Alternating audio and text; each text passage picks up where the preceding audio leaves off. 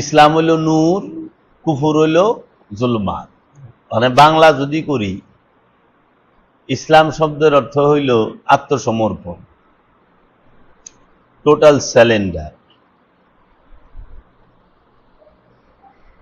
আর নূর শব্দের অর্থ জ্যোতি, প্রকাশ, বিকাশ, আলো, রোশনি। তাহলে আত্মসমর্পণই হচ্ছে জ্যোতি, প্রকাশ, বিকাশ, আলো। ওয়াল কুফরে জুলমাত, এবং কুফর মানে অস্বীকার, কাফের মানে অস্বীকারী, আর কুফুরি অস্বীকার করা। তাহলে অস্বীকারই হলো অন্ধকার, জুলুমাত মানে অন্ধকার। মানে কি অস্বীকার? অন্ধকার। আর কোথায় আত্মসমর্পণ করা? নূর। আল ইসলামু নূরুন, আত্মসমর্পণ করা হইল নূর, আত্মসমর্পণই নূর। মানে কোথায় আত্মসমর্পণ করা নূর? মানে আপনি যদি থানায় যাইয়া পুলিশের কাছে আত্মসমর্পণ করেন, কোর্টে যাইয়া জজের কাছে আত্মসমর্পণ করেন, তাই নূরে নূরময় হয়ে গেলেন। আত্মসমর্পণ তো অনেক ব্যাপার। হানাদার বাহিনী যখন আমগো লুরাইছে, ধরা পড়ছে, তখন আত্মসমর্পণ করছে না হাত দিয়া, তাই কি নূরময় হয়ে গেছেন? তাহলে আত্মসমর্পণটা কোথায় করতে হবে? রসুলের কাছে, রবের কাছে। যারা রবের কাছে আর রসুলের কাছে আত্মসমর্পণ করতে পারে, তারাই নূরময় হয়েছে, রসুল আর রবের।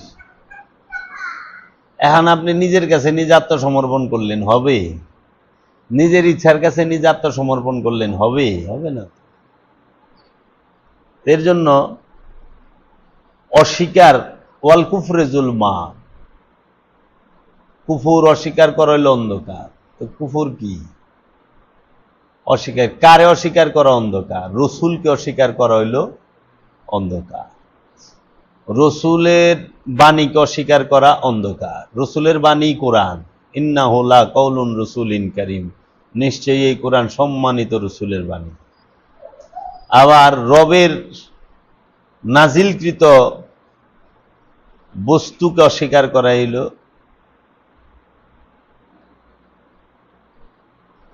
অন্ধকার। এখন যিনি বললেন কুফুরি আকীদা, এটার বাংলা মানে কি? কুফুরি আকীদা মানে অস্বীকারী বিশ্বাস। অস্বীকারী আকীদা মানে কি? বিশ্বাস। আকীদা মানে বিশ্বাসও না, আকীদা মানে যে তার পছন্দ, এটা ধরা যায়।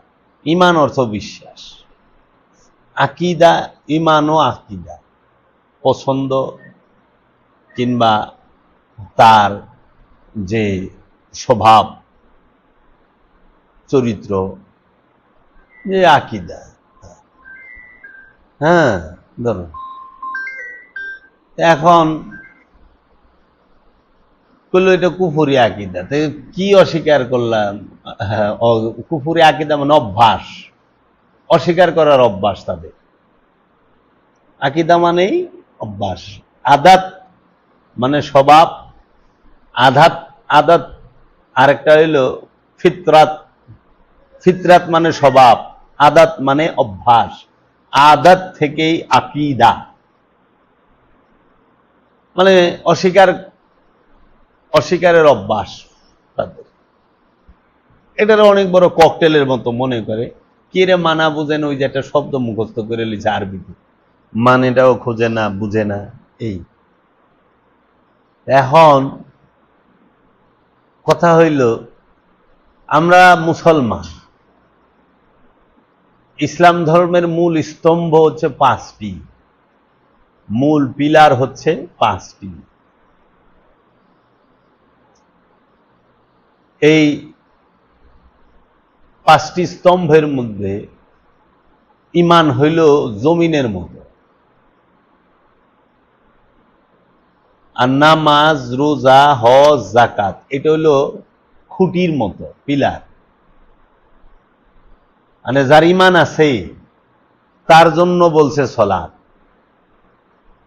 ইয়া আইয়ুহাল্লাযীনা আমানু আকিমুস-সালাত ওয়া আতুজ যাকাত, হে আমানু তুমি সালাত কায়েম করো, যাকাত আদায় করো। মানে প্রথম হইল যার ঈমান আছে তার জন্য নামাজ আছে, যার ঈমান আছে তাহার জন্য যাকাত আছে, যাহার ঈমান আছে তার জন্য হজ আছে, যাহার ঈমান আছে তার জন্য সিয়াম আছে। এই চারোটা বিষয় ঈমানদারের জন্য। এই যে পাঁচ, এই পাঁচের আলাদা না, এটার আবার এক করণ যায়। মানে এটা যদি না থাকে এক হয়, করেন তো এই চারটারে এক পারবেন না, দেন পাইছেন? পাঁচের সাথে এটা মিলা রয়েছে না, এটা ঈমান যদি হয় সবার সাথে মিলা রয়েছে। আর এটারে বাদ দিলে সব একসাথে মিলা সম্ভব? আলাদা আলাদা। ঈমানের সাথে নামাজের সম্পর্ক, ঈমানের সাথে যাকাতের সম্পর্ক, ঈমানের সাথে সিয়ামের সম্পর্ক, ঈমানের সাথে হজের সম্পর্ক। আর ঈমান যার আছে প্রাথমিকভাবে তাকে বলা হয় আমানু। আর যে ঈমান আনছে তাকে বলে আমানু, আর যে ঈমান হইয়া গেছে তারই বলে মুমিন। মানে একটা হলো বিশ্বাস করছেন, আর একটা হইল সে নিজেই বিশ্বাস।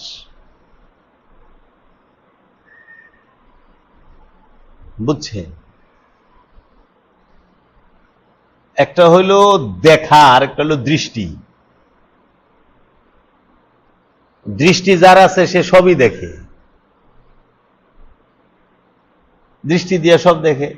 আর দেখা, একটা জিনিস দেখছেন, আমি তো দেখি নাই, মানে ওই জিনিসটা আপনি দেখেন নাই, কিন্তু যে দৃষ্টি সে তো সবই দেখে। তো আমানু যিনি, তিনি প্রাথমিক বিশ্বাসী। আমানু যিনি, তিনি খান্নাসরূপী শয়তান যুক্ত। আমানু যিনি, তিনি হচ্ছেন ছাত্র। আমানু যিনি, তিনি হইল তালিবে ইলিম। আমানু যিনি, তিনি শিষ্য। আমানু যিনি, তিনি মুরিদ। তো আমানু সবসময় শিখবে। কার কাছ থেকে শিখবে? আমানুর গুরুকে, শিষ্যর গুরুকে। আমানুর গুরু হইল মুমিন, মুমিন গুরু, আমানু শিষ্য। মুমিন গুরু কেন হইল? কারণ আল্লাহ কোরআনে বলছেন, ইন্নাল্লাহা মাআল মুমিনিন, নিশ্চয়ই আমি আল্লাহ মুমিনের সাথে থাকি। সূরা আনফালের 19 নম্বর আয়াতে বলা হয়েছে, ইন্নাল্লাহা ইউহিব্বুল মুমিনিন, নিশ্চয়ই আমি আল্লাহ মুমিনকে ভালোবাসি। খুব খেয়াল করার বিষয়, মুমিন কেন গুরু? মুমিনের সাথে আল্লাহ থাকে তাই মুমিন গুরু, মুমিনকে আল্লাহ ভালোবাসে তাই মুমিন গুরু। আর আমানুর সাথে খান্নাসরূপী শয়তান আছে তাই আমানু শিষ্য, গুরু না। আমানু যিনি, তিনি ছাত্র, তিনি শিষ্য। কেন? কারণ আমানুর সাথে খান্নাসরূপী শয়তান থাকে দুর্বল রূপে। তাহলে খান্নাসরূপী শয়তান সবল রূপে, প্রকট রূপে ক্ষমতা নিয়া থাকে কার সাথে? মানুষের সাথে, নরের সাথে, নারীর সাথে, জিনের সাথে। জিন, ইনসান, জাকারা, উনসা, এদের সাথে খান্নাসরূপী শয়তান খুব শক্তি নিয়ে থাকে। আর যিনি আমানু, রসুলের মুরিদ, কামেল পীরের মুরিদ, মুর্শিদের মুরিদ, গুরুর শিষ্য, মুমিনের শিষ্য, তার মধ্যে খান্নাস থাকে দুর্বল রূপে। এখন আমানু মুমিনের কাছ থেকে শিক্ষা গ্রহণ করবে। কি শিক্ষা গ্রহণ করবে? আমানু মুমিনের কাছ থেকে এই শিক্ষা গ্রহণ করবে যে আমানু মুমিনের দেওয়া ব্যবস্থাপত্র গ্রহণ করে, মুমিনের কাছ থেকে প্রেসক্রিপশন গ্রহণ করে সে ওইভাবে আমানু ওইভাবে চলে, তার মধ্যে তার নফসের সাথে যে অন্তরের মধ্যে খান্নাস রূপী শয়তান মিশে আছে তাহাকে সে মুসলমান করবে অথবা তাড়িয়ে দিবে। তাহলে আমানুর অন্তরে যে খান্নাস রূপী শয়তান দুর্বল রূপে আছে, সেই খান্নাস রূপী শয়তানকে যে আমানু মুসলমান করবে, তাড়িয়ে দেবে মুমিন রূপী গুরুর কাছ থেকে ব্যবস্থাপত্র গ্রহণ করে। সেই ব্যবস্থাপত্রটা কি, সেই ফর্মুলাটা কি? সেই ফর্মুলাটা হলো মুমিন প্রথমেই আমানুকে শিক্ষা দেবে আকিমুস সলাত, সলাতকে কায়েম করো।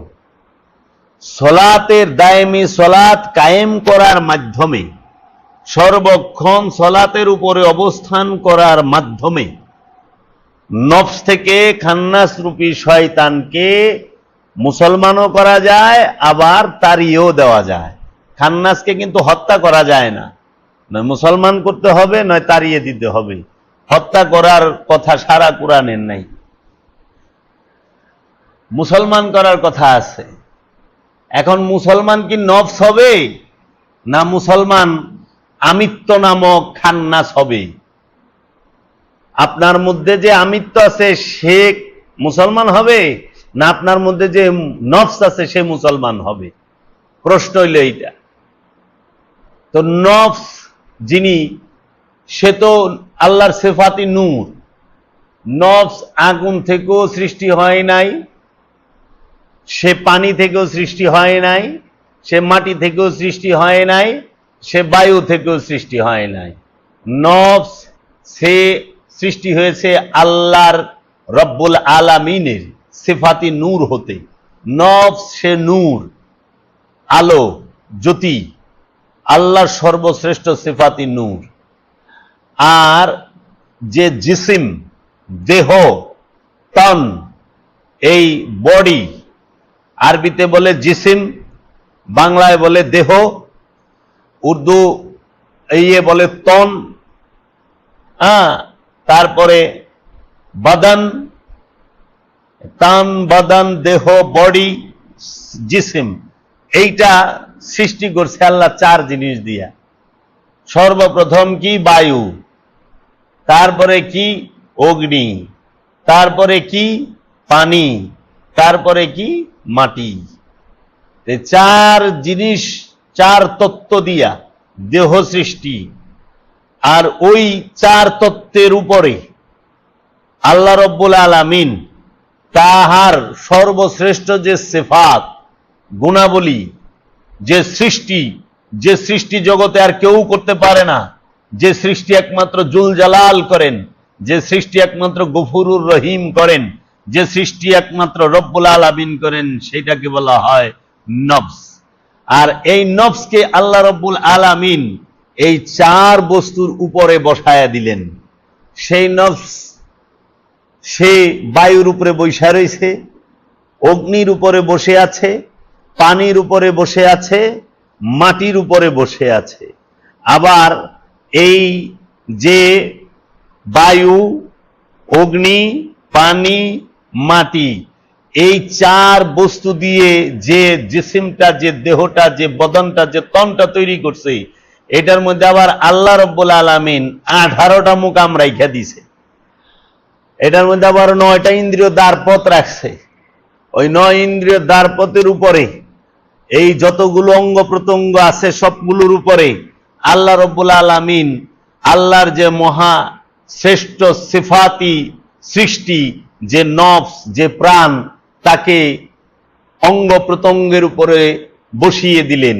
নফসের কোনো অঙ্গ প্রত্যঙ্গ নাই, অঙ্গ প্রত্যঙ্গ সৌষ্ঠবের উপরে নফসকে বসিয়ে দেওয়া হয়েছে। সেই নফসটি কি? নফস কাকে বলে? নফসের বাংলা হলো প্রাণ। প্রাণ কাকে বলে?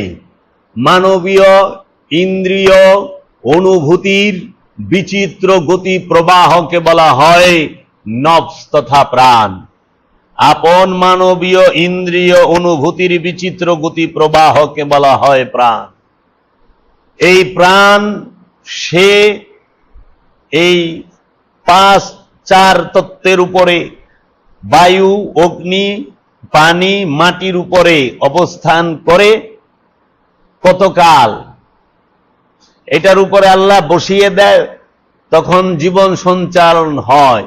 আবার এই 4 বস্তুর উপর থেকে যখন আল্লাহ রাব্বুল আলামিন একটি মাত্র বিকট আওয়াজ করেন এই 4 বস্তুর উপরেই, যেটাকে বলা হয় দেহ, এই দেহ মানেই সিংহা, এই সিংহার মধ্যে যখন ফুৎকার করা হয়, আল্লাহ রাব্বুল আলামিন কুরআনুল কারীমে সূরা ইয়াসিনে বলছে, ইন কানাত ইল্লা সাইহাতাও ওয়াহিদাতান, একটি মাত্র বিকট আওয়াজে এই দেহ থেকে তোমাকে বিচ্ছিন্ন করে দেওয়া হবে, আলাদা করে দেওয়া হবে। এই দেহ আর তুমি আলাদা হয়ে যাইবা। যেই মুহূর্তে প্রাণ এই 5 যে তত্ত্ব কি, বায়ু, অগ্নি, পানি, মাটি, নফস, নূর, এই 5টা যখন এই 4-এর উপর থেকে যখন নূরকে আলাদা করে দেওয়া হয়, তখন এই 4 বায়ু প্রথম বন্ধ হয়ে যায়, অগ্নি প্রথমেই বন্ধ হয়ে যায়, বায়ু আর অগ্নি প্রথমেই শেষ। পানিটা মানে দেহের ভিতরে যত দেহের ভিতরে যত রক্ত, পানি, এই মগজ, যা কিছু আছে পানি দ্বারা সব কিছু আস্তে আস্তে বের হওয়া শুরু করে। দেখেন না, নাক দিয়ে রক্ত পড়ে, কান দিয়ে পড়ে, পায়খানা প্রস্রাবের রাস্তা দিয়ে পড়ে গেল। তারপরে থাকে মাটি, এইটা আবার এই জমিন নামক মাটির সাথে মিশা যায়, পইচা যায়।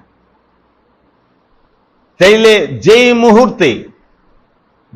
মুহূর্তে আল্লাহ রাব্বুল আলামিন এই দেহের থেকে নূরকে আলাদা করে, সঙ্গে সঙ্গে বন্ধ হয় বায়ু আর অগ্নি। বাতাস মানে দম বন্ধ হয়ে যায়, অগ্নি মানে হাতে শরীরের তাপ বন্ধ হয়ে যায়, শেষ। বায়ু আর অগ্নি যখন বন্ধ হয়, তখন কি হয়?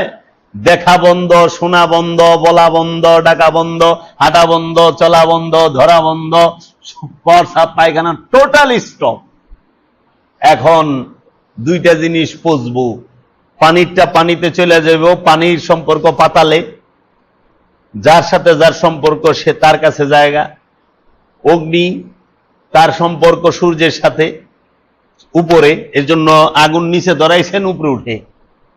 পানির সম্পর্ক পাতালে, উপর থেকে পানি উপর দিকে ফেকেন কিন্তু উপরে যায় না, নিচে আহে। হ্যাঁ, আর যে আপনার বায়ু, তার সম্পর্ক শূন্যে, সে শূন্যের সাথে মিশা যায়। আর মাটি, তার সম্পর্ক মাটির সাথে জমিনে, সে জমিনের সাথে মিশা যায়। আমি এই 60-70 বছরে আপনি এই জমিন থেকে খাওয়া দাওয়া গ্রহণ করে এই 70 বছরে যা জমা করছেন, একদিনে সব সুদে আসলে ফেরত দিবেন। একদিনে, বসেন বাবা, একদিনে ফেরত দিবেন, 12 বছরে না। বাবা বসে, এদিকে বসে, আমি ফ্যান ছেড়ে দেব, একদিনে ফেরত দিবেন। তাই গুরু মুমিনকে যে আল্লাহর চেহারা, ওয়াজহুল্লাহ, মুমিনকে যে নররূপী নারায়ণ সেই, মুমিনকে যে খান্নাস রূপী শয়তান মুক্ত সেই। মানুষ অতিশয় চঞ্চল, আল্লাহ কইছে, কোন মানুষে কয় নাই। মানুষ তর্কপ্রিয়, মানুষ বেহুদা কথা কয়। এটি কোরআনের মধ্যে মানুষের চরিত্র সম্পর্কে আল্লাহ কইছে।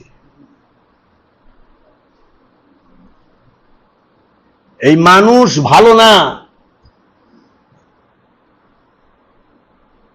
মানুষ অসভ্য, মানুষ ইতর, মানুষ জানোয়ারের থেকে নিকৃষ্ট। আল্লাহ কইছে উলাইকা হুমুল কাল আনআম বাল হুম আদাল, তাহারা কেমন চতুষ্পদ জন্তু, না না তার থেকেও নিকৃষ্ট, মানুষ পশুর থেকে নিকৃষ্ট।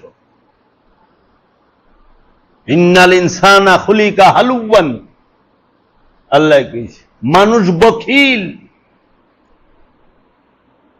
মানুষ বখিল মানে কৃপণ, বুঝছা? মানুষ ইতর, মানুষ অকৃতজ্ঞ, মানুষ জালেম, মানুষ অত্যাচারী। আল্লাহ কইছিস মানুষের একটা গুণ ভালো না। কেন? মানুষের সাথে আল্লাহ শয়তান দিয়া রাখছে, এর লেগে। যার সাথে শয়তান আছে সে ভালো না। আর আপনার কাছে তো মানুষ ভালো, এই মানুষ কি মানুষ না? আর এটি একটাও মানুষ না, এটি জানোয়ারের থেকে নিকৃষ্ট। আল্লাহ কইছে। তাহলে আল্লাহ কোরআনে ভালো কারে কইছে? আল্লাহ কোরআনে ভালো কইছে মুমিনকে।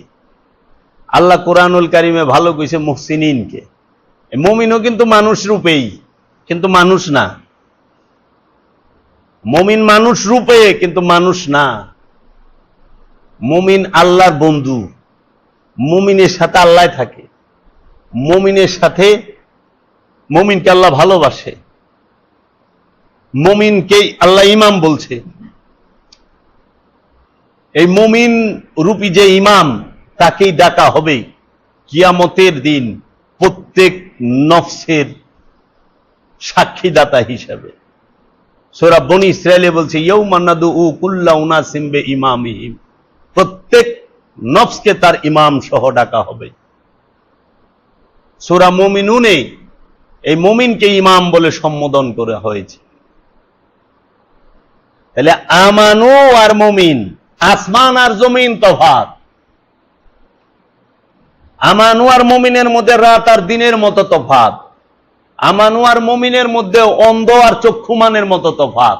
অন্ধ আর চক্ষুমান এক, রাত আর দিন এক, জ্ঞানী আর অজ্ঞানী এক। আমানু আর মুমিন এক হয় কিভাবে? আমানু আর মুমিন তো এক হইতে পারে না। আমানু আর মুমিন তো এক হইতে পারে না। তাহলে আমাদের সমাজে যাহারা জ্ঞানী সেজেছেন, যাহারা জ্ঞানীর ভূমিকায় বৈশা রয়েছেন, হোক সে নামদারি পীর মাশায়েখ, হোক সে নামদারি আলেম, তারা সারা জীবন আমানু আর মুমিন এক করে দেখাইছে। আমানু আর মুমিনের তফাৎ একমাত্র আমার দয়াল মুর্শিদ বাবা জাহাঙ্গীর আর সুফি সদরুদ্দিন আহমদ চিশতি ছাড়া এই বাংলার জমিনে লিখিতভাবে কেউ দেখাইতে পারে নাই, ওয়াজও করে নাই। আর বড় বড় মৌলবী মুন্সিগো তো এটা বুঝেই আহে না, এটা বুঝেই আহে না। আল্লাহ মুমিনের বেলায় কি বলছে, আল্লাহ আমানুর বেলায় কি বলছে। সারা কোরআনে যত আদেশ, নির্দেশ, উপদেশ সব মুমিনকে কেন্দ্র করে, ই আমানুকে কেন্দ্র করে। এন বসো, এন এইটা দিয়ে দাও। সারা কোরআনে যত আদেশ, নির্দেশ, উপদেশ সমস্ত কিছু আমানুকে কেন্দ্র করে। আর সারা কোরআনের মধ্যে যত অনুরোধ, যত প্রকার বিনয়ের ভাষা সব মুমিনকে কেন্দ্র করে। মুমিনের জন্য কোরআনে কোনো আদেশ নাই। মুমিনের জন্য সারা কোরআনে কোনো আদেশ নাই, আছে অনুরোধ। আর আমানুর জন্য সারা কোরআনে কোনো অনুরোধ নাই, আছে আদেশ।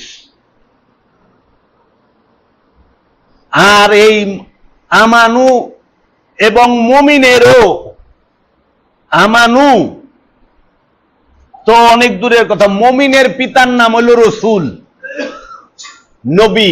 মুমিনদের পিতাকে নবী, মুমিনদের পিতাকে রসুল। রসুল হইল মুমিনের পিতা। আল্লাহ কোরআনের মধ্যে বলে দিয়েছে নবীগণের স্ত্রী মুমিনগণের মাতা। সূরা আহজাব কইলা দেখেন, নবীগণের স্ত্রী মুমিনগণের মাতা। মুমিনের মা হইল নবীর স্ত্রী, তাহলে মার স্বামী কি হয়? পিতা হয়। তাহলে মুমিনের পিতা কে? নবীগণ। হ্যাঁ, মুর্শিদ নবীর পুত্র কেমন এতে হয়?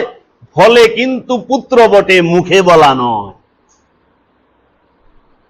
যিনি কামেল গুরু তার পিতা হইল নবী। আবার আল্লাহ কইছে, আমি উম্মিনদের মধ্য হইতে রসুল নির্বাচন করি। উম্মিনা রাসূলাম মিনহুম ইয়াতলু আলাইহিম আয়াতি ওয়া ইউযাক্কিহিম ওয়া ইউআল্লিমুহুমুল কিতাব ওয়াল হিকমাত। আল্লাহ বলছে আমি উম্মিনদের থেকে রসুল নির্বাচন করি। আবার আল্লাহ কোরআনে বলছে আমি মুমিনগণ থেকে রসুল নির্বাচন করি। কিন্তু আমানু থেকে রসুল নির্বাচন হয় না, আমানু থেকে নবী নির্বাচন হয় না। আমানু আল্লাহর চেহারা না, মুমিন আল্লাহর চেহারা। মুমিনকে আল্লাহ বান্দা বলে সম্বোধন করেছে, আমানুকে আল্লাহ বান্দা বলে সম্বোধন করে নাই। মুমিনের সাথে আল্লাহ কথা বলেছে, আমানুর সাথে আল্লাহ কথা বলে না। মুমিনকে আল্লাহ হাদি বলে সম্বোধন করেছে, আমানুকে হাদি বলে নাই। তাহলে আমানু হইল যিনি পীরের কাছে, কামেল গুরুর কাছে প্রথমে হাতে হাত রাইখা মুরিদ হয়। হাতে হাত রাইখা প্রথমে যে মুরিদ হয়, এই আমানু হইল মানে বিশ্বাসী। সে কামেল গুরুকে বিশ্বাস করছে যে ওনার দেখানো পথে চললে পরে আমি আল্লাহ পাবো, ওনার দেখানো মতে চললে পরে আমি নিজেরে চিনব, ওনার দেখানো পথে চললে পরে আমি নিজের হেদায়েত লাভ করব। মান আরাফা নাফসাহু ফাকাদ আরাফা রাব্বাহু। যে নিজেকে চিনছে কোনো সন্দেহ নাই, সে তার রবকে চিনেছে। তাহলে আমানু আর মুমিনের তফাৎটা ভালো করে জেনে নিতে হবে, আপনাকে খুব ভালো করে জেনে নিতে হবে। আল্লাহ আমানুকে বলছেন, হে আমানু, ইয়া আইয়ুহাল্লাযিনা আমানু, ও হে আমানুরা, আকিমুস সালাত, সংযোগ যোগাযোগ প্রতিষ্ঠিত করো, ওয়া আতুজ যাকাত, এবং যাকাত প্রদান করো। এখন প্রশ্ন হইল, আল্লাহ যে বললো হে আমানু সালাতকে কায়েম করো আর যাকাতকে প্রতিষ্ঠিত করো, তো প্রশ্ন হইল সালাতটা কায়েম করবো আমানু কার সাথে, কার কাছে? আর যাকাতটা যে আমানু দিব কার কাছে দিব? আমানু থেকে যাকাতটা কে নেবে? যাকাত কাকে দিতে হয়? সালাত কার সাথে করতে হয়? সালাত করতে হয় আল্লাহ আল্লাহর রসুলের সাথে। আল্লাহ আল্লাহর রসুলের সাথে সংযোগ যোগাযোগ প্রচেষ্টায় লেগে থাকা। সেইটা কিভাবে সংযোগ যোগাযোগ প্রচেষ্টায় লেগে থাকে? আরবি পইরা না, আরবি পইরা সংযোগ যোগাযোগ হয় না। কি দিয়ে সংযোগ যোগাযোগ হয়? রবের চেহারার দিকে দৃষ্টি দিয়ে তাকিয়ে থাকতে হবে। আপন রবের রূপের মধ্যে এই দৃষ্টি দিয়ে তাকায় থাকতে হবে। আপন রবের বাণী এই কর্ণ দিয়ে শুনতে হবে, এই শ্রবণ শক্তি দিয়ে শুনতে হবে। আপন রবের জিকির এই জবান দিয়ে করতে হবে, এই শ্বাস প্রশ্বাস দিয়ে করতে হবে আপন রবের জিকির। এই জবান দিয়ে আপন রবের যে ইকরার, আপন রবকে স্বীকারোক্তি, আপন রবের যে স্বীকারোক্তি সেইটা প্রদান করতে হবে। এই হাতের যে শক্তি, সেই শক্তি দিয়ে রবের রুজ্জুকে, রবের হাবিলকে, রবের যে শক্তি, রবের যে সুরত, সিরাত, আদর্শ, সমস্ত কিছুকে শক্ত মজবুত ভাবে ধরতে হবে। আর এই পা যে গতিবিধি, গতিবিধির প্রতীক হইল পা। এই পা দিয়ে ওই রবের যিনি নবী, ওই রবের যিনি রসুল, তার পিছনে পিছনে, তার পায়ের চিহ্নের পিছনে হাঁটতে হবে, তার পায়ের চিহ্ন দেখে তার পিছনে পিছনে তাহার সাথে সাথে হাঁটতে হবে। সে যদি তোমাকে মৃত্যুর মুখে নিয়ে যায়, মৃত্যুর মুখেই যাইতে হবে। সে যদি তোমাকে হেদায়েতে নিয়ে যায়, হেদায়েতেই যাইতে হবে। সে তোমাকে যদি উহুদে নিয়ে যায়, তুমি উহুদে যাইবা। সে যদি তোমাকে বদরে নিয়ে যায়, তুমি বদরে যাইবা। সে যদি তোমাকে খায়বারে নিয়ে যায়, খায়বারে যাইবা। এইটা হইল সালাত। সংযোগ যোগাযোগ প্রচেষ্টা একদম এই দেহের সাথে হাত যুক্ত, সংযোগ যোগাযোগ আছে। এই চোখের সাথে দৃষ্টি যুক্ত, সংযোগ যোগাযোগ তার সব সময়। ঠিক এই রকম ভাবে সালাত। অহনে তোমরা মনে করো সালাত মানে হইল সোজা কানের লতির গুড়ে হাত দিয়া নিয়ত বান্দা, তারপরে রুকুতে যাওয়া, তারপরে আরবি পড়া। এইটা মেজাজি, কিন্তু হাকিকি সালাত হইল রসুলের সাথে, রবের সাথে যুক্ত থাকা। এই জন্য সুফিরা বলে জো দম গাফেল সোদম কাফের, যেই শ্বাস প্রশ্বাসটা উদাসীন উই কাফের। এই জন্য বলা হয় দমে দমে জপরে মন আল্লাহু।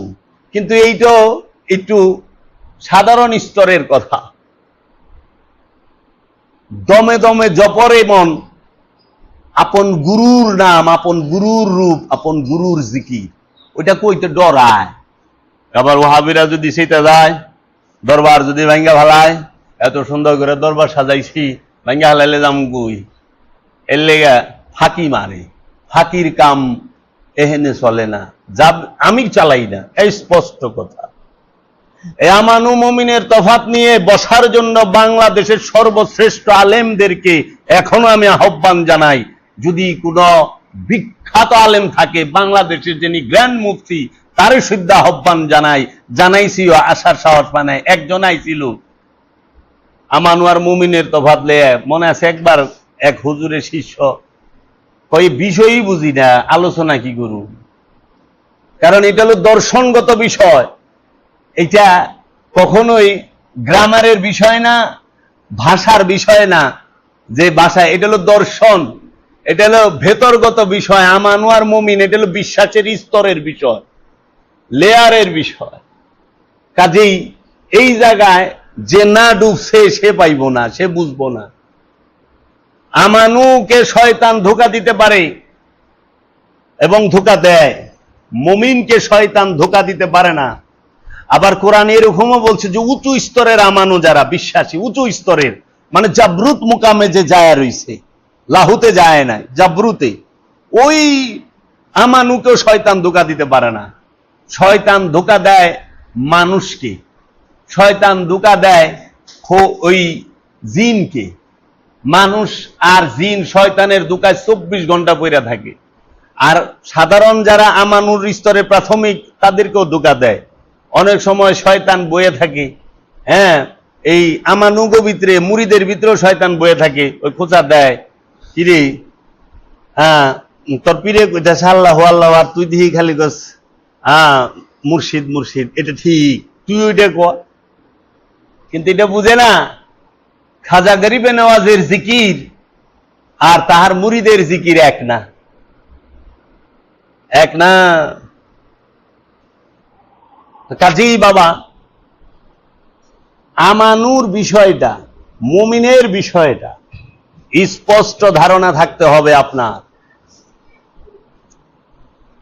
আমি যে কথাগুলো বললাম, সমস্ত কথাগুলো কোরআনের দলিল থেকে বললাম। আমি আজগবি শরীফ পড়ি না, আমি আজগবি শরীফ থেকে কথাও বলি না। গুজব শরীফ আমি পড়ি না, গুজব শরীফ থেকে আমি কথা বলি না। বুঝছেন? মুমিন সম্পর্কে আর আমানু সম্পর্কে, এই দুই সম্পর্ক, মুমিন আর আমানুর মাঝখানে আরেকটা দর্শন, আরেকটা সম্পর্ক দাঁড়ায় রয়েছে, সেটা হলো মুসল্লি। মুসল্লি আর মুমিন আর আমানুর মাঝখানে যে দাঁড়ায় থাকে তার নাম মুসল্লি। আমানু হলো রসুলের বিশ্বাসী, আর মুসল্লি হলো রসুলের সাথে সংযোগ যোগাযোগকারী। বুঝছ? মন দিয়ে শুনে, যাবৎকালে এই আলোচনা কেউ করে নাই, কোথাও পাবা না। মুমিন আর আমানুর মাঝখানে যে দাঁড়িয়ে আছে তাকেই মুসল্লি বলে। আমানুকে যিনি রসুলকে বিশ্বাস করছেন যে হ্যাঁ ইনি আল্লাহর রসুল, আমি উনার চরিত্র, উনার যে কথা, উনার যে বাণী সেটা শুনে উনার সাথে চলে বুঝতে পারলাম, তাই আমি উনার ভক্ত হয়ে গেলাম, মুরিদ হয়ে গেলাম। আমানু যখনই মুরিদ হইছে রসুলের কাছে তখনই রসুল আমানুকে দাঁড় করায় দিল কিসে? আমলে সালেহায়, মানে সৎকর্মে, দায়েমি সলাতে, মুরাকাবা, মুশাহেদায়। তখনই আমলে সালেহায় যখন সে দাঁড়ায় করতে, আমলে সালেহা করতে যখন সে দাঁড়ায় তখন সে হয়ে যায় মুসল্লি। এখন মুসল্লি সে রসুলের কথা অনুযায়ী, গুরুর কথা অনুযায়ী সে দায়েমি সালাত করে, সর্বক্ষণ সালাতের উপরে দণ্ডায়মান থাকে। যে সর্বক্ষণ সালাতের উপরে দণ্ডায়মান তিনি হইল মুসল্লি, তিনি মুসল্লি। এখন মুসল্লির গুণ আল্লাহ কোরআনে 8টা কয়ে থুয়ে দিছে। সূরা মারিজে মুসল্লির গুণ হইল 8টা, আল্লাহ কোরআনে স্পষ্ট বলছে। সূরা মারিজের মধ্যে মুসল্লির গুণ 8টা, মুমিনের গুণ সূরা মুমিনুনে বলছে 6টা, আর আমানুর গুণ কোরআনে সূরা বাকারার মধ্যে বলে দিয়েছে। আমানু কারা? যারা আল্লাহতে বিশ্বাস করে, যাহারা রসুলকে বিশ্বাস করে, নবীকে বিশ্বাস করে, যাহারা আল্লাহর কিতাবকে বিশ্বাস করে, যারা আল্লাহর ফেরেশতাকে বিশ্বাস করে, ফেরেশতাদের উপরে বিশ্বাস রাখে, যারা ইয়াউমুল আখিরাতের উপরে বিশ্বাস করে, যারা কিয়ামত দিবসের উপরে বিশ্বাস করে রাখে, তাহারা আমানু। বুঝছেন? আর মুসল্লি কারা? এই আমানু যখন রসুলের সাথে সংযোগ যোগাযোগ করতে দাঁড়ায় তখন মুসল্লি। দেখেন আমানু কারা, মুসল্লি কারা, কোরআন স্পষ্ট বইলা দিছে যে আমানু তাহারা কারা? আল্লাহতে বিশ্বাস করে, নবী ও রসুলকে বিশ্বাস করে, কিতাবের উপরে বিশ্বাস করে, ফেরেশতাদের, মালাইকদের উপরে বিশ্বাস রাখে, ইয়াউমুল আখিরাতের উপরে বিশ্বাস করে, কিয়ামতের উপরে বিশ্বাস করে, আল্লাহর তরফ হইতে যাহা কিছু নাজিল হয়েছে সকল কিছুর উপরে বিশ্বাস রাখে, তারা আমানু।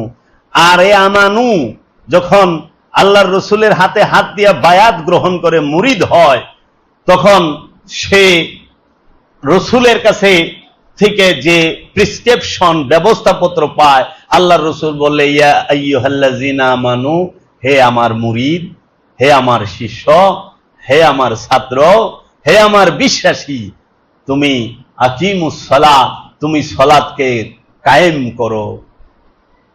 আল্লাযিনা হুম আলা সালাতিহিম দায়েমুন, তাহারাই মুসল্লি যারা সর্বক্ষণ দায়েমি সালাতের উপরে থাকে। রসুল বলতাছে আমানুকে সালাত কায়েম করো, আর সে আমানু যখন সালাতে দাঁড়ায় তখন বলতাছে সালাতের উপরে দায়েম থাকো। আমানুকে বলতাছে ইয়া আইয়ুহাল্লাযিনা আমানু আকিমুস সালাত, হে আমানু সালাতকে কায়েম করো। আমানু শুনে বলল ইয়া রাসূলুল্লাহ, সালাতকে কিভাবে কায়েম করুম? তখন আল্লাহর রসুল ওই মুসল্লিকে বলল, তার পিছনে যে দাঁড়াইছে তাকে বলল আল্লাযিনা হুম আলা সালাতিহিম দাইমুন, তাহারাই মুসল্লি যারা সর্বক্ষণ রসুল আর রবের সাথে সংযোগ যোগাযোগ প্রচেষ্টায় লিপ্ত। সর্বক্ষণ সংযোগ যোগাযোগ প্রচেষ্টায় লিপ্ত যে তাকে বলে মুসল্লি। টুপি মাথায় দিলে আর দাড়ি রাখলে মুসল্লি হয় না। মুসল্লির প্রথম গুণ এটা কোরআনে বলছে সূরা মারিজের 23 নম্বর আয়াতে। দেখছো, আমানু সালাত কায়েম করবে আর মুসল্লি সালাতের উপরে দায়েম থাকবে। বুঝছা? হুইনো প্রথম গুণ মুসল্লি। মুসল্লির দ্বিতীয় গুণ আল্লাহ রসুল বলে দিলেন যে মুসল্লি সে তার সম্পদের মধ্যে অন্যের অধিকার সম্পর্কে অবগত, অন্যের হক সম্পর্কে অবগত আছে। মুসল্লি যে তার সম্পদের মধ্যে, তুমি যে খানা খাও এই খানার মধ্যে আরেকজনের রিজিক অধিকার বৈশা রয়েছে। তুমি যে মাকান বাড়ি বানাইছো এটার মধ্যে অন্যের অধিকার আছে, মুসাফিরের থাকার অধিকার আছে। তুমি যে খানা খাও সেই খানার মধ্যে পোকামাকড়ের খানার অধিকার আছে, পশু পাখির খানার অধিকার আছে। এক লুকমা বাদ থেকে দেখো পাখিতে খাইব, পিঁপড়ায় খাইব। মুসল্লির 3 নম্বর গুণ, যিনি মুসল্লি সে জানে সে সবসময় তার রবের আযাব সম্পর্কে ভীত থাকে। মুসল্লির 4 নম্বর গুণ, যিনি মুসল্লি তিনি ইয়াউমুল আখিরাতের উপরে বিশ্বাস স্থাপন করে। মুসল্লির 5 নম্বর গুণ, যিনি মুসল্লি তিনি আমানত এবং ওয়াদা রক্ষা করে। আমানত আর ওয়াদা রক্ষা করতে গেলে কি করণ লাগবো? কেমনে রাখবেন আমানত আর ওয়াদা রক্ষা? কি মুখ দিয়ে করণ যায়? সিয়ামের মাধ্যমে আমানত আর ওয়াদা রক্ষা করে। আত্মসংযম যে করে, সিয়াম যে করে, সে আমানতও রক্ষা করে, ওয়াদাও রক্ষা করে।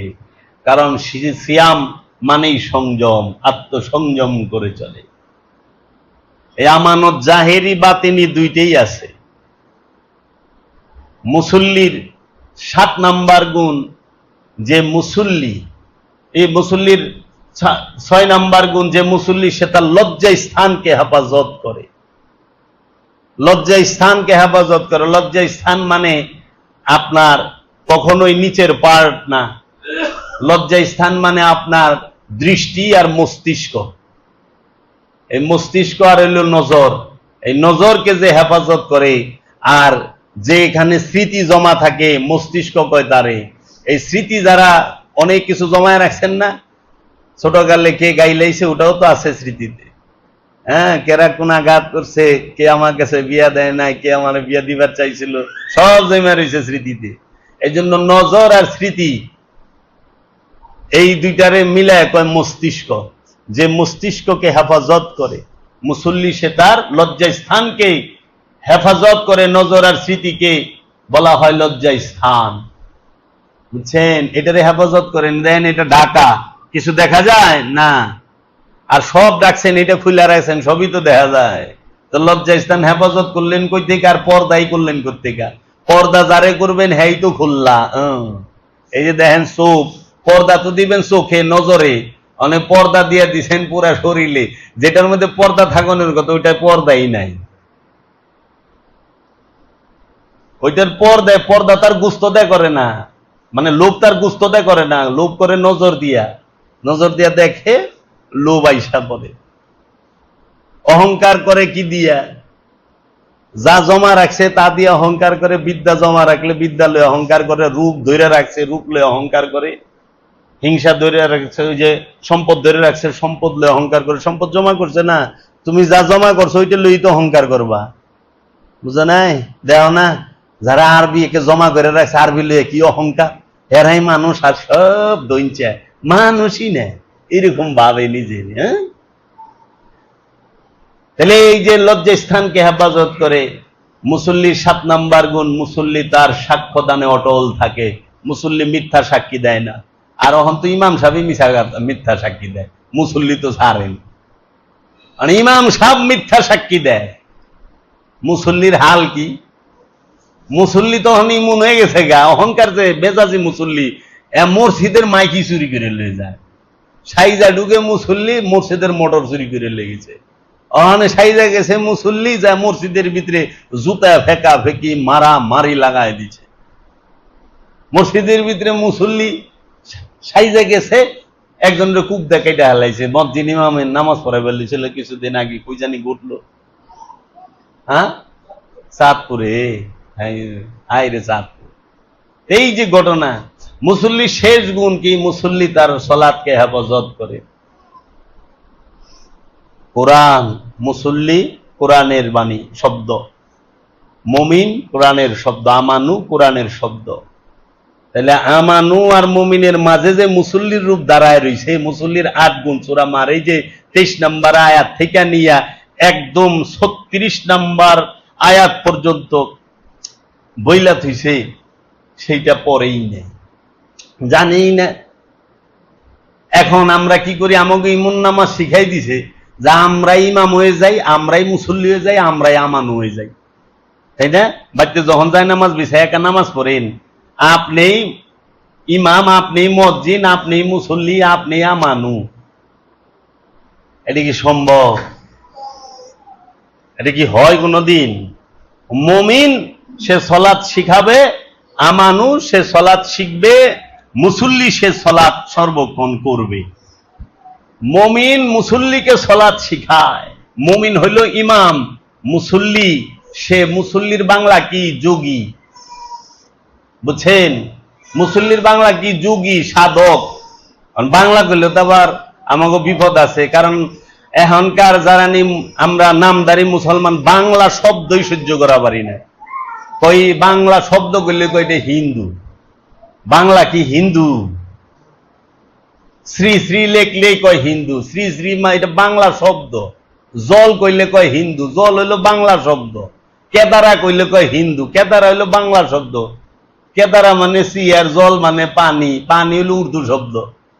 কারণ আমরা মাদ্রাসায় পড়ি, আমরা যে কথা কই 80% উর্দু শব্দ কই মাদ্রাসায় যারা পড়ি, আর 10% হয়তো ফার্সি শব্দ, আর বাংলা আরবি মিলে 5% কই। 10%, 5 5 10 কই। যে একটু গবেষণা করে দেখেন। মুহতারাম হাজরিন, মুরব্বিয়ানে কেরাম, সব উর্দু। উর্দু শব্দ বলে। খানা খান উর্দু শব্দ, বাংলা হলো সেবা গ্রহণ করেন। এর লেগে বাংলা সাধুরা বলে সেবা নেন, আর আমাদের আরবি জানা পণ্ডিতরা বলে খানা খাও, খানা লাগাও। উর্দুতে খানা কয়। বুঝছেন? কি কইবেন আপনারা? বাংলা কইলেই খেইবা যান। বাংলা ভাষাটারই জীবনে ভালোবাসতে পারলেন না বাংলাদেশে তাইকা।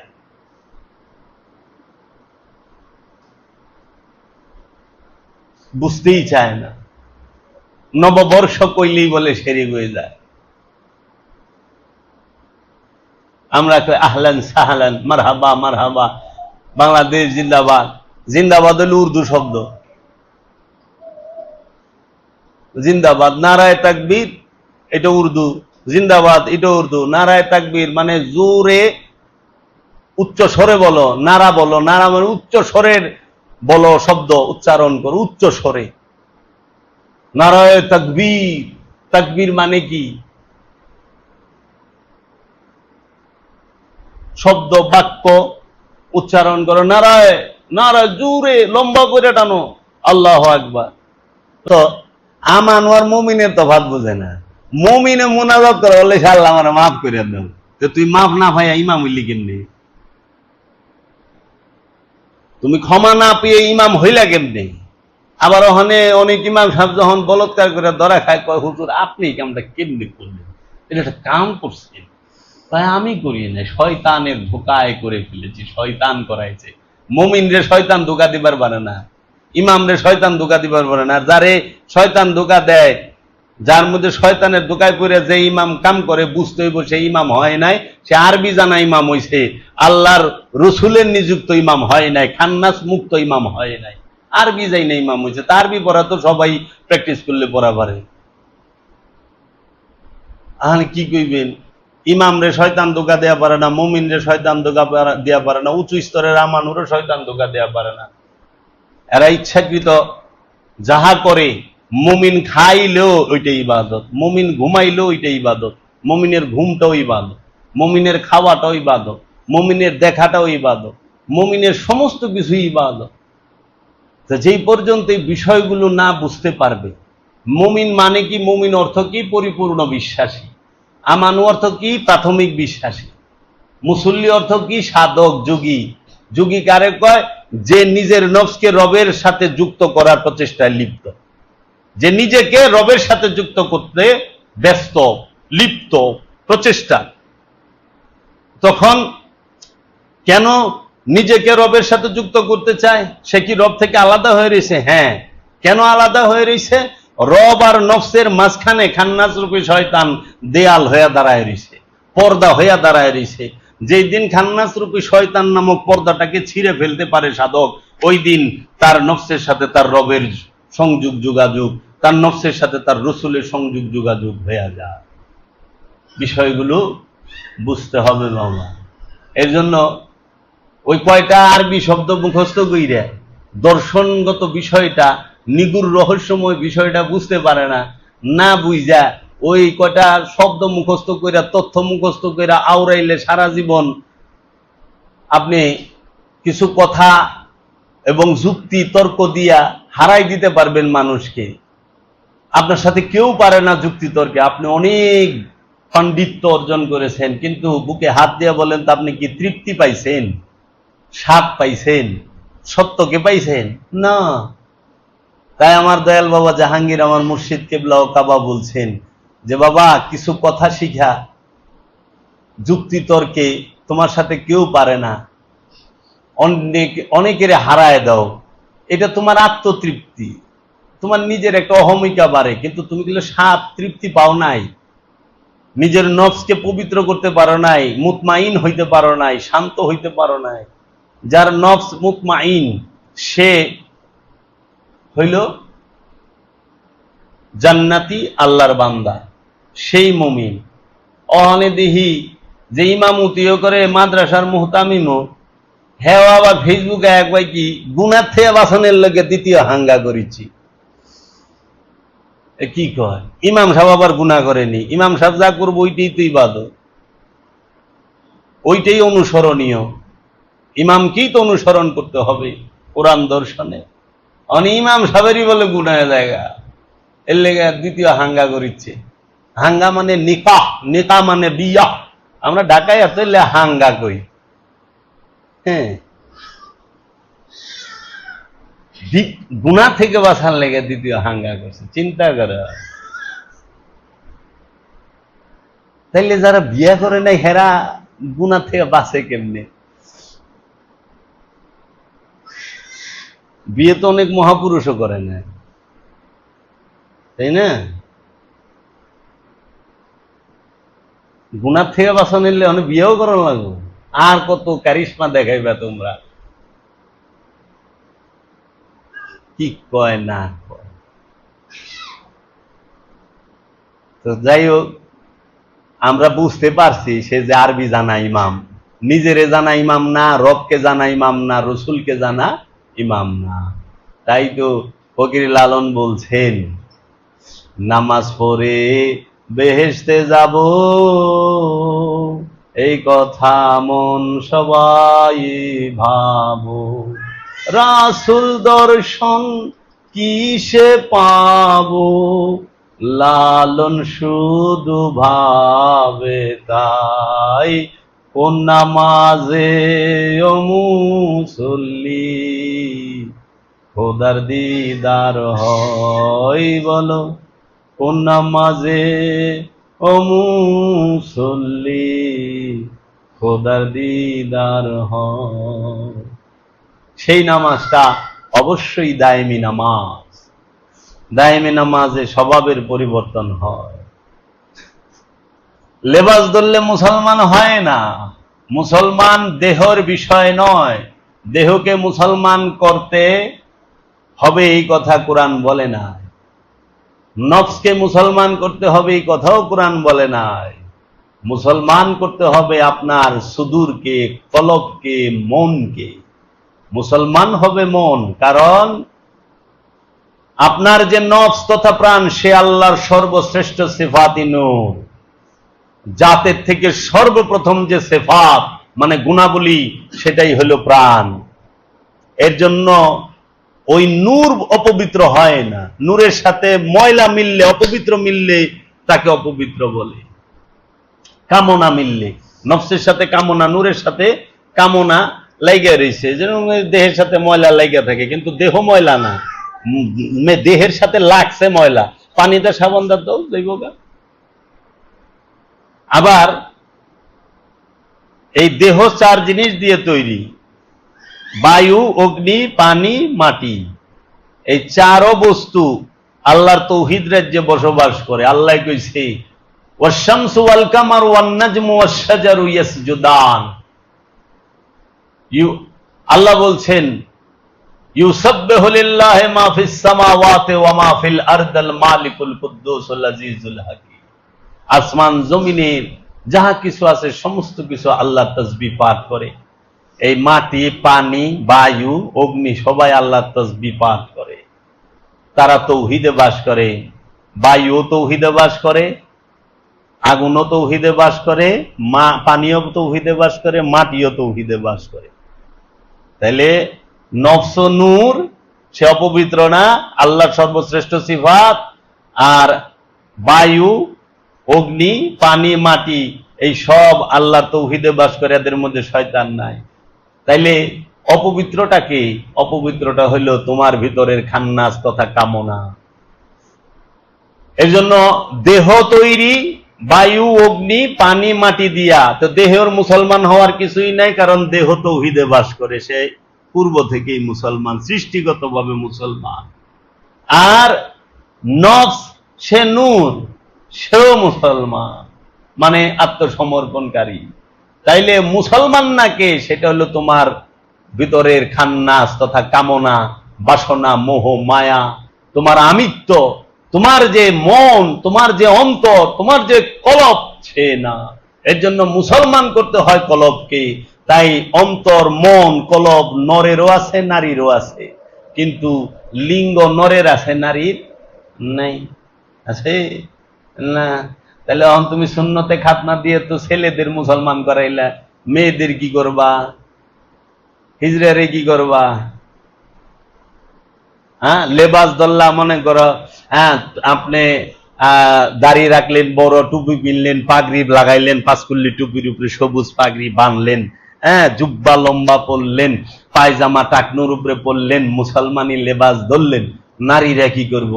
নারীরা তো পাঁচকুল্লি টুপিও পিনতে পারবো না, তার মাথার উপরে সবুজ পাগড়িও পরা পারবো না, পাঞ্জাবিও পরা পারবো না, টাকনুর উপরে পায়জামাও পরা পারবো না। হ্যাঁ, লেবাসদার আবার দাড়িও রাখা পারবো না, দাড়ি তো ওই না। নারী মুসলমান হইব কেমনে? তাহলে হাকিকি মুসলমান নরেরও করতে হবে অন্তরকে, নারীরও করতে হবে অন্তরকে। তো মুসলমানিত্ব হইল অন্তরের বিষয়। মুসলমানিত্ব কখনোই দেহের দৈহিক বিষয় নয়, এবং মুসলমানিত্ব কখনো লেবাসদারি বিষয় নয়। মুসলমানিত্ব হইল আদর্শের বিষয়। মুসলমানিত্ব হইল আখলাক, চরিত্রের বিষয়, স্বভাবের বিষয়। মুসলমানিত্ব হইল অন্তরকে, মনকে করতে হয়।